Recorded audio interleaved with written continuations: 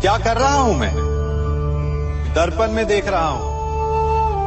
आप लोग भी प्रतिदिन देखते होंगे, परंतु प्रतिदिन अपना मुख देखने के बाद भी उस पर लिखी एक बड़ी सीख देखना भूल जाते हैं। अब आप कहेंगे कैसी सीख? तो जाइए, एक बार फिर से दर्पण के सामने जाइए और मुख खोलकर देखिए, क्या दिखेगा? दंत पंक्ति और जीभा, है ना? अब विचार कीजिए, दंत जन्म के पश्चात आते, एक नहीं 2 बार आते, परंतु मृत्यु से पूर्व नष्ट हो जाते हैं। और जीभा जन्म पहले से होती है, परंतु मनुष्य के मृत्यु के पश्चात भी उसके अस्तित्व में रहती है ना आश्चर्य की बात? दंत कठोर होते हैं, जीभा कोमल, परंतु फिर भी दंत नष्ट हो जाते हैं, जीभा नहीं होती। यही रहस्य है कि हठी और कठोर लोग शीघ्र नष्ट होते हैं और कोमल लचीले आवश्यकता के अनुसार स्वयं में परिवर्तन ला सकने में सक्षम लोगों का ही अस्तित्व रहता है। अर्थात परिस्थितियों के अनुसार स्वयं को लचीला बनाना सीखिए और आपका जीवन सरल हो जाएगा। संबंध एक सहारा होता है जीवन का, और संबंधी वो होते हैं जिनसे आवश्यकता पड़ने पर सहायता मांगी जा सके, जिन पर विश्वास किया जा सके कि बुरे समय में वो हमारे काम आएंगे। कभी ऐसा भी हुआ होगा कि आपके पास कोई सहायता मांगने आया, या ऐसा भी हो सकता है कि आप किसी के पास सहायता मांगने गए हैं। परंतु प्रश्न ये उठता है कि क्या केवल किसी के मंतव्य में उसकी सहायता इसीलिए कर देनी चाहिए क्योंकि वो आपका संबंधी है? अब आप कहेंगे कि ये कैसा प्रश्न हुआ? तनिक सोचिए, एक अस्त्र बनाने वाला जब अस्त्र बनाता है तो ये अस्त्र किसको देना है उसका अधिकार उसी के पास होता है। वो चाहे तो ये अस्त्र किसी को भी दे सकता है, वो एक सैनिक को भी दे सकता है या एक डाकू को भी, और यही अस्त्र 2 भिन्न कार्य कर सकती है। यदि डाकू के हाथों में आ गई तो उसका भय दिखाकर वो लोगों को लूटेगा, निरपराधों का रक्त बहाएगा। सहायता करने वाले की भी अवस्था ऐसी ही होती है। इसलिए किसी की सहायता करने से पूर्व ये विचार कर लेना आवश्यक है कि किसे क्या, कब और कितनी सहायता देनी चाहिए कि उसका दुरुपयोग ना हो। यदि आपकी सहायता से कोई अधर्म हुआ तो उसके उत्तरदायी आप ही होंगे।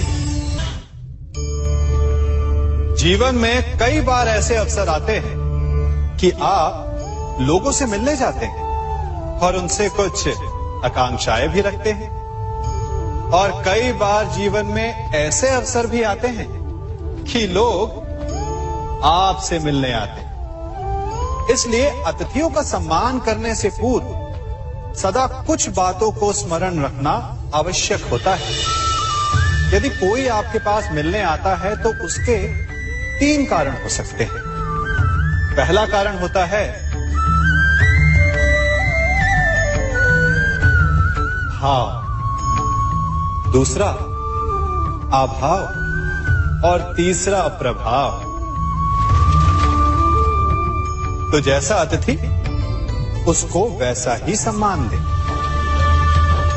यदि आपके पास कोई भाव से आए तो उसे केवल आपका प्रेम चाहिए, आपका सानिध्य चाहिए, और यदि कोई अभाव में आया तो उसकी उतनी सहायता अवश्य करें जितना आप करने में सक्षम हो, परंतु इतनी अधिक भी ना करें कि वो उस सहायता का दुरुपयोग कर बैठे।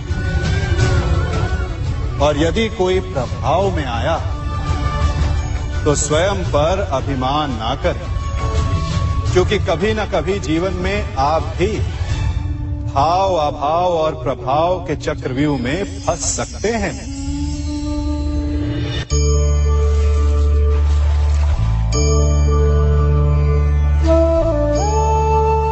यदि जल को मुट्ठी में कसकर बांधें, तो जल कैसे अपना मार्ग बनाकर निकल जाता है? इसी धारा की भांति यही अवस्था हमारे अपनों के साथ भी होती है। अधिकतर हम जिनसे प्रेम करते हैं, हम सदा उन्हें अपने समीप रखना चाहते हैं, स्वयं से दूर नहीं होने देना चाहते। चिंता करते हैं, भय खाते हैं कि कहीं उनके साथ या उनसे कुछ बुरा घटित ना हो जाए, और ऐसे में हमारे अपने ही हमसे दूर हो जाते हैं, ठीक मुट्ठी में बंधे जल की भांति। इसलिए जिनसे आप प्रेम करते हैं, उन्हें स्वतंत्र कर दीजिए, उनकी सोच को स्वतंत्र बनने दीजिए, उन्हें अपने मार्ग स्वयं ढूंढने दीजिए, क्योंकि आप सदा उनके साथ उन्हें मार्ग दिखाने के लिए नहीं रहने वाले। इसलिए अपनों के साथ अवश्य रहें, परंतु उन्हें बांधे नहीं। जन्म के पश्चात बालक जब पहली बार अपने नेत्र खोलता है, तो उसका मन उत्सुकता से भरा होता है कि ये संसार क्या है, उसे क्या दिख रहा है। ये उसके जीवन का नया आरंभ होता है। परंतु जैसे हम धीरे धीरे बड़े होने लगते हैं, अनुभव अर्जित करते हैं, हमारे मन की उत्सुकता, हमारे जीवन का चाव होने लगता है। तनिक सोचिए, जब हम सुबह सोकर जगते हैं, अपनी आंखें खोलते हैं, तो उसे ही हम अपने जीवन का प्रारंभ समझ ले, तो सुबह से लेकर संध्या तक के समय को ही अपने जीवन जीने का समय समझ ले, तो कितनी स्फूर्ति आ जाएगी। आप कितने काम कर पाएंगे, कितने लक्ष्य अर्जित कर पाएंगे। फलों से मिलकर घड़ी बनती, घड़ी से मिलकर प्रहर, प्रहर से मिलकर दिन बनते हैं, और दिनों से माह और वर्ष। यदि आप अपना हर पल, हर प्रहर विश्वास से, हर दिन उत्साह से जिए, तो आपका संपूर्ण जीवन सार्थक हो सकता है। मनुष्य अपना जीवन विश्वास पर जीता है, परंतु विश्वास किसका? तनिक सोचिए, किस पर विश्वास है आपको? महापुरुषों की कही बातों पर, ग्रंथों में लिखे ज्ञान पर, माता पिता की सीख पर, या मित्रों के दिए गए निर्देशों पर, या फिर मेरी कही बातों पर? ये सब विश्वास अपूर्ण है जब तक आपको स्वयं पर विश्वास ना हो। यदि विश्वास करना है तो पहले अविश्वास करने के विज्ञान को भी सीखना चाहिए। आप किसी की बातों पर विश्वास न करें, आप अपने मन से पूछें, अपनी अंतर आत्मा से प्रश्न करें, और जो उत्तर मिलेगा वही सबसे उचित होगा। जब आप अपने मन, अपनी अंतरात्मा पर विश्वास करना सीख जाएंगे, तो नीति ज्ञान सब आपके भीतर से स्वतः उमड़ेगा। और यदि आप स्वयं पर ही विश्वास ना कर पाए, तो धर्म ग्रंथों में लिखे श्लोक, महापुरुषों की वाणी, माता पिता की सीख या मित्रों का निर्देश कोई भी लाभ नहीं दे पाएगा। एक पिता होने के नाते आप अपनी संतान के लिए क्या करते हैं? उसके लिए बहुत सारी सुविधाएं जुटाते, बहुत सारा धन कमाते है ना? और क्या आपको ऐसा लगता है कि यही उचित है आपकी संतान के लिए? इस पंछी को देख रहे हैं, ये भी संतान को जन्म देता है, उन्हें पालता है, पोसता है, उड़ना सिखाता है, और भोजन का प्रबंध भी करना सिखाता है। परंतु उनके बड़े हो जाने के बाद उनके लिए अलग से घोंसला नहीं बनाता। क्यों? क्योंकि यदि इसने संतान को सब कुछ करके दे दिया, तो संतान क्या करेगी?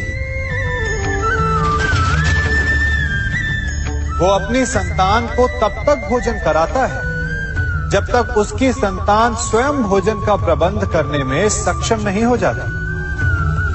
और उसका लाभ ये मिलता है कि उसी की भांति उसकी संतान आत्मनिर्भर बनती है। इसलिए अपनी संतान को उतनी ही सुविधाएं दें जितनी आवश्यक है। मोह को त्यागें। आपका उनसे मोह उन्हें कभी आत्मनिर्भर नहीं बनने देगा। अपनी संतान को कर्म करना सिखाइए। यदि आपकी संतान कर्म करना सीख गई तो वो धन स्वयं कमा लेगी। और यदि वो आलसी अकर्मण्य बन बैठे तो आपके संचित धन का भी नाश कर देगी।